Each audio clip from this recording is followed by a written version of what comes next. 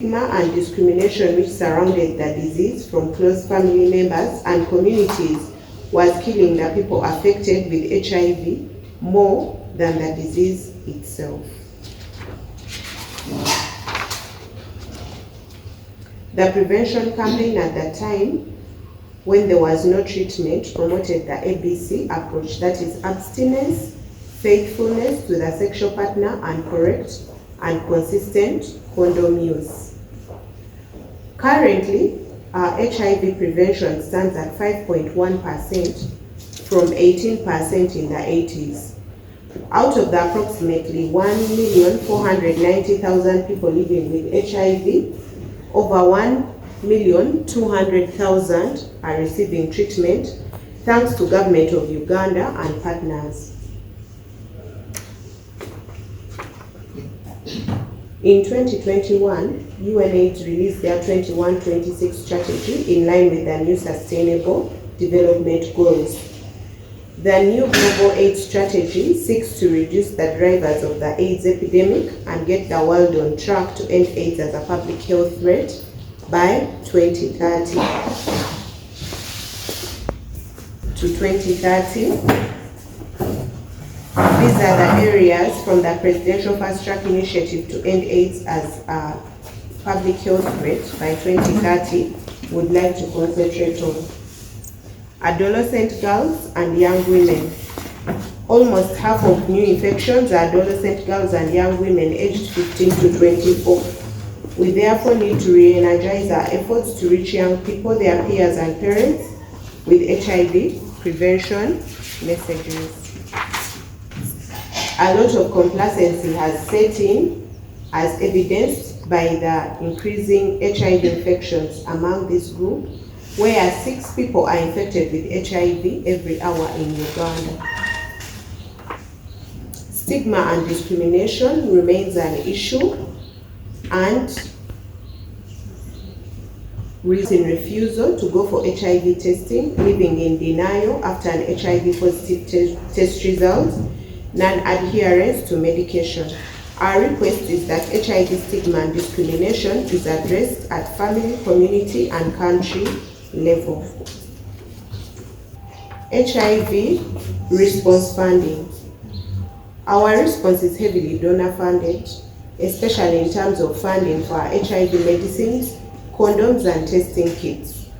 It costs the government close to 700,000 Uganda shillings to treat one person living with HIV.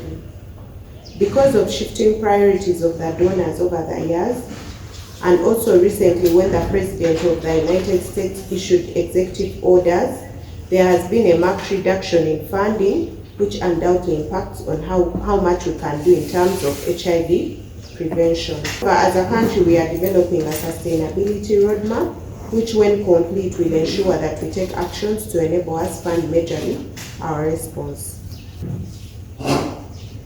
To ensure continuity of services, government has advised persons living with HIV to continue accessing HIV services. As part of reforms to enhance service delivery, HIV and AIDS services have been integrated with TB, hepatitis B, hypertension, and diabetes into routine and chronic care services across all health facilities. This will help us to minimize duplication and enhance efficiency and effectiveness. We would like to reassure Ugandans on the continuity of free access to antiretroviral treatment and its effects.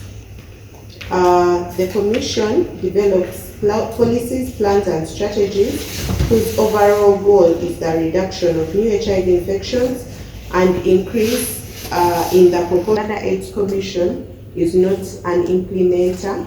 We do not deliver services, but we mobilize resources towards implementation of services. And AIDS is still on. It's been over 40 years, and would like to thank His Excellency the President of Uganda for the lead and initiatives he has taken in the prevention of HIV.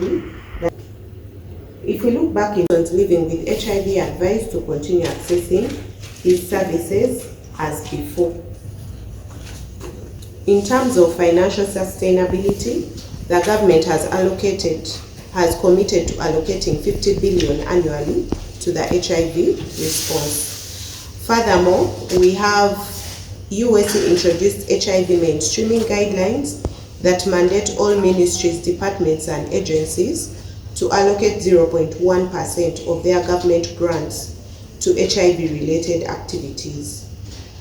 These initiatives aim to create a reliable and sustainable flow of resources for the national HIV and AIDS response. I want to thank you for thinking about that, because once the media is not informed, we definitely shall all be not fairly informed.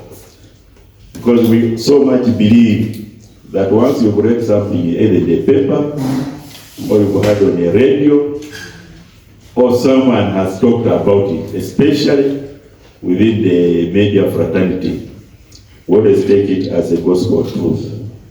And that's why you find someone saying, this has happened, no, I actually heard it on radio, and that is it.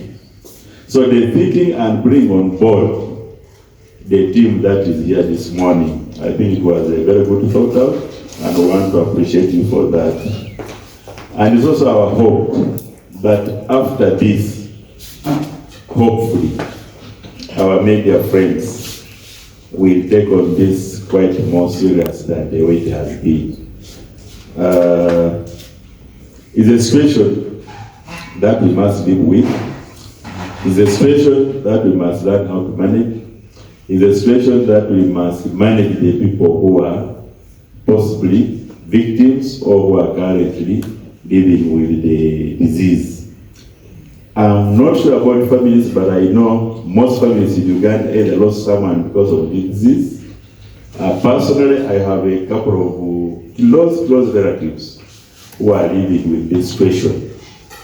But why they have lived possibly from around 1991, around 1990 up to today, they are around is because they accepted and agreed that this is the situation.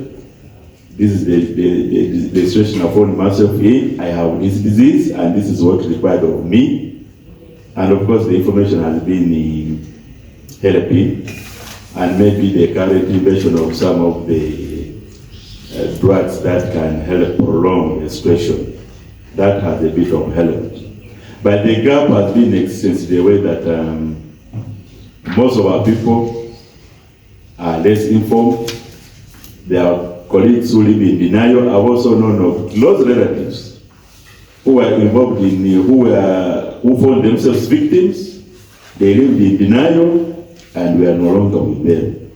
So it therefore means that dissemination of information is very critical, and the target group we are thinking that can do this is also critical. And I would request that maybe after this, think about the politicians as well.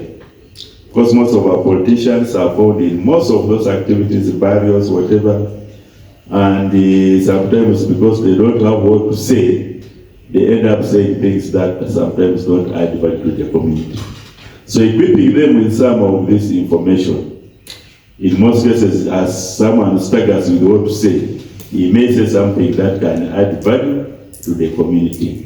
And in a way, we shall be properly managing something that we had ideally managed.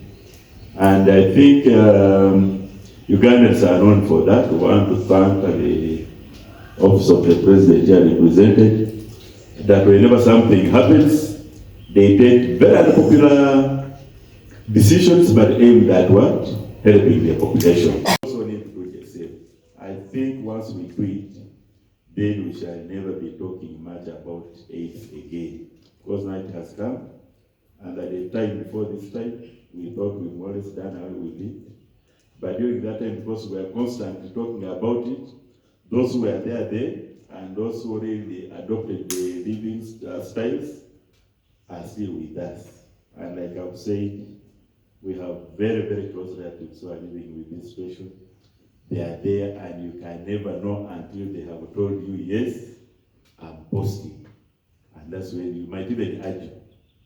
But then there's an issue of acceptance, is an issue of avoiding living in denial, but we can only do that when there is information and coming from sources that most people trust. Dr. Maureen Pikiriza. I work in Uganda AIDS Commission as the Adolescent Girls and Young Women Technical Officer. We are here today on behalf of Uganda AIDS Commission to engage with journalists in Elgon region and in the fight against HIV AIDS. You know, our goal is to end HIV AIDS as a public threat by 2030. So we hardly have 5 years to 2030.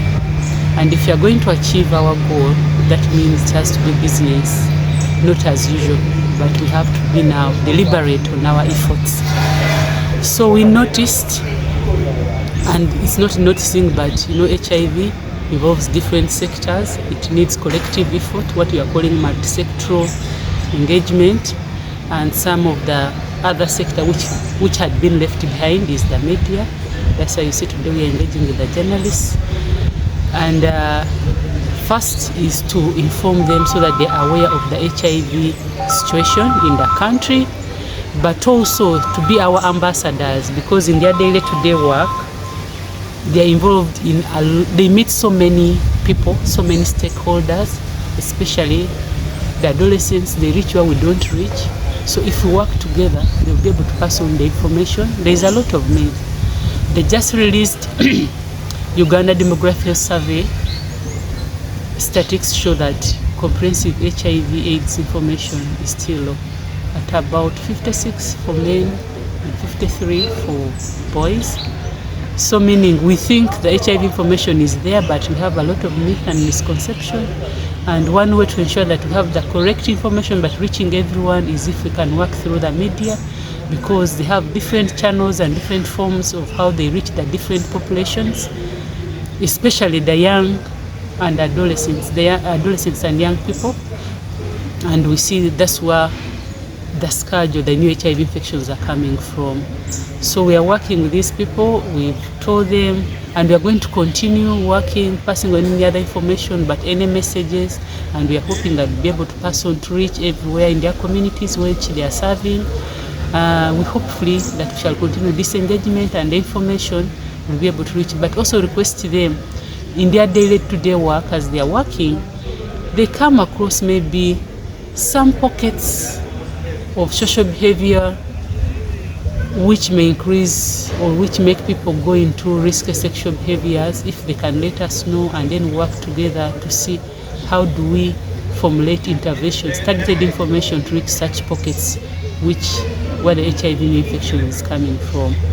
There is also a lot of sex work within the region, as from our discussions, not necessarily sex work which is by the street side, but we are seeing the new form of, let me say, call it corporate sex work, who are working through the media, through social networks, through social media.